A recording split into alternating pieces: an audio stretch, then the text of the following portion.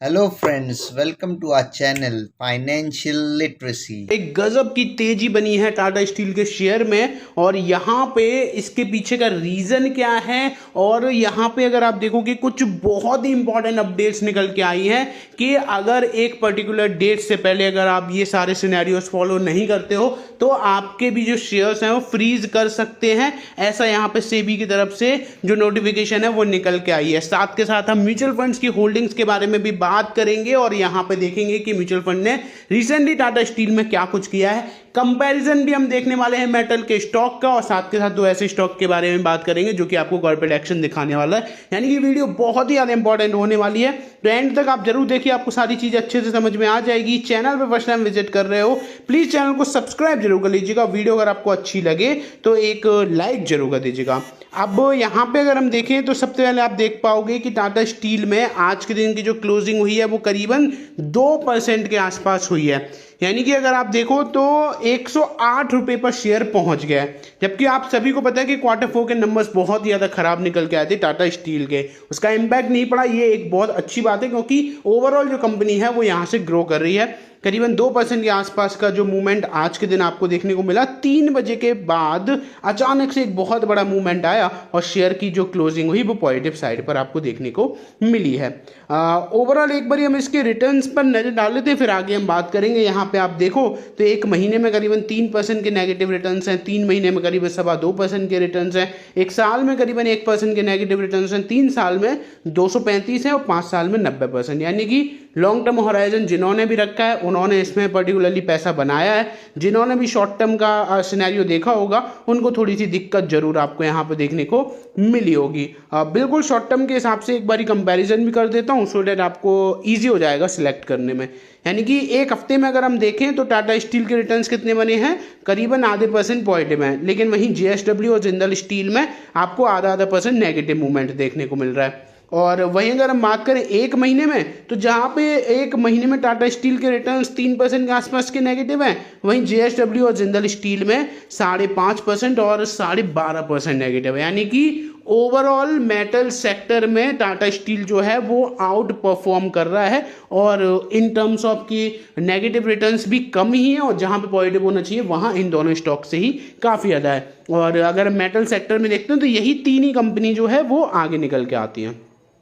अब मैं आपको सबसे पहले यहाँ पे लेके चलता हूँ कि आज अचानक से इतनी तेजी, तो आप यहाँ पे देख पा रहे होगे कि आज बहुत बड़ा वॉल्यूम है। यानी कि करीबन 5 करोड़ का वॉल्यूम देखने को मिल रहा है, जो कि कल के दिन 2 करोड़ का वॉल्यूम था। एक हफ्ते का एवरेज 4 करोड़ है, एक महीने का एवरेज 3 करोड़ है।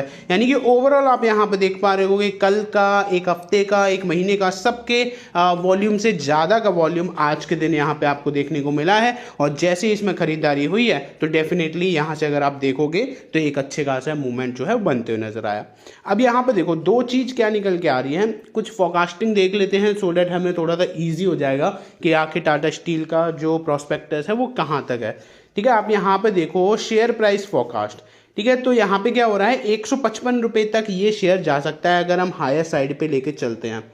अब हायर साइड का तो आपने समझ लिया कि चलो 155 तक है, लेकिन अगर नॉर्मल सिनेरियोज रहते हैं तो फिर क्या होगा, तो यहाँ पे आपको 127 रुपये तक का जो टारगेट है वो अचीव होते हुए नजर आ सकता है। यानी कि मैंने कल की वीडियो में आपको बहुत सारे एनालिस्ट की ही उस वीडियो में मैंने जस्ट आपको एनालिस्ट की ही जो रिकमेंडेशन थी टाटा स्टील पे वही बताई थी, तो वो वहाँ से आप देख लेना। बहुत सारे लोगों ने 122 125 ऐसे टारगेट भी दिए हैं, और यहाँ भी एवरेज मूवमेंट अगर चलता है तो 127 रुपये तक शेयर जाएगा।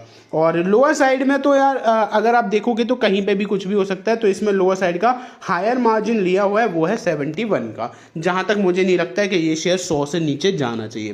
ठीक है, अब मैं आपको एक एक करके अपडेट्स पर लेके चलता हूँ सो डैट आपको जो सारी सिनेरियोज है वो इजी हो जाए। यहाँ पे अगर आप देखो जैसे कि मैंने आपको बताया था शेयर फ्रीज वाला, उसमें क्या है कि जिन भी लोगों के पास टाटा स्टील के जो फिजिकल फॉर्म में शेयर्स हैं वो अगर यहाँ से मैं आपको एग्जैक्टली डेट भी बता देता हूँ। यहाँ पे आप देख पा रहे हो डेट, आप देखो डेट निकल के आ रही है 1 अक्टूबर।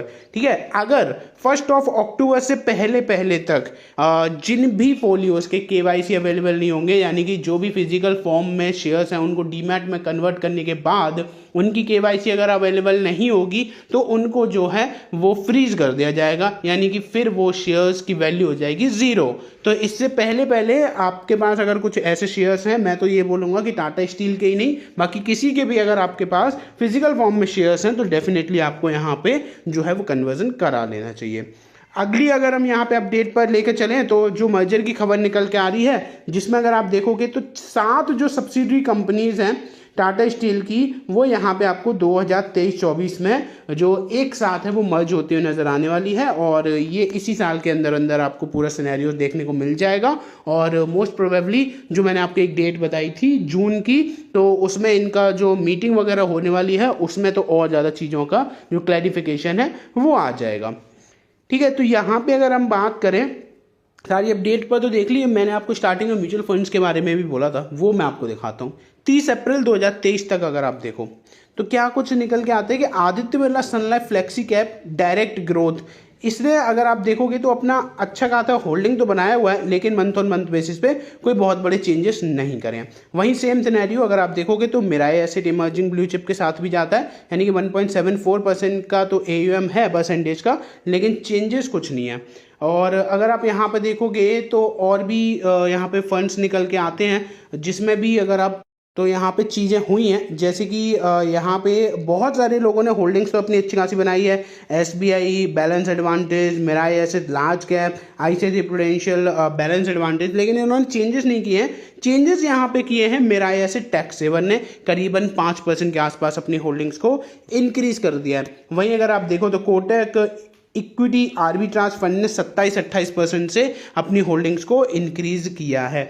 और वहीं अगर हम यहाँ पे बात करें तो फ्रैंकलिन इंडिया ने भी करीबन 3.5% से अपनी होल्डिंग्स को इंक्रीज कर दिया। तो ये सारी चीज़ें आपको देख के चलनी पड़ेगी कि म्यूचुअल फंड हाउसेस तो अब इस पर काफ़ी ज़्यादा बुलिश नज़र आ रहे हैं और यहाँ से आपको चीज़ें भी सुधरती हुई नज़र आ रही हैं। तो मैंने मोस्टली सारी चीज़ों को कवर अप कर लिया है इस पर्टिकुलर वीडियो में। टाटा स्टील के बारे में अगर कुछ भी मिस आउट रहा है तो डेफिनेटली आप मुझे कॉमेंट करके पूछ सकते हो, मैं ट्राई करूँगा वहाँ पर आपके सारे आंसर्स दे दूं। अब बात कर लेते हैं एक ऐसे स्टॉक के बारे में जो कि यहां से आपको स्प्लिट दिखाते हुए नजर आ रहा है। कंपनी का नाम निकल के आता है आयोन एक्सचेंज लिमिटेड, इयोन भी बोल सकते हो आप इसको। करीबन 3800 रुपये के आसपास ये शेयर आपको मार्केट में ट्रेड करते हुए नजर आता है। फाइनेंशियल्स भी ठीक है, यानी कि एवरेज है, कोई बहुत ज़्यादा इंप्रेसिव नहीं है लेकिन बुरे भी नहीं है। कंपनी यहाँ पे आपको जो है वो स्प्लिट दिखाते हुए नजर आने वाली है 12 जून 2023, यहाँ पे इसकी एक्स डेट निकल के आती है, और जो रेशियो है वो 1:10 का है। ठीक है, तो अगर इस पर्टिकुलर डेट तक आपके पास आपके डीमैट में शेयर्स होंगे इस पर्टिकुलर कंपनी के तो डेफिनेटली आपको यहाँ पे स्प्लिट का फायदा जो है वो मिल जाएगा। बाकी फिलहाल वीडियो में बस इतना ही। वीडियो अच्छी लगी हो तो लाइक करिएगा, चैनल पे फर्स्ट टाइम विजिट कर रहे हो तो सब्सक्राइब भी जरूर कर दीजिएगा। धन्यवाद।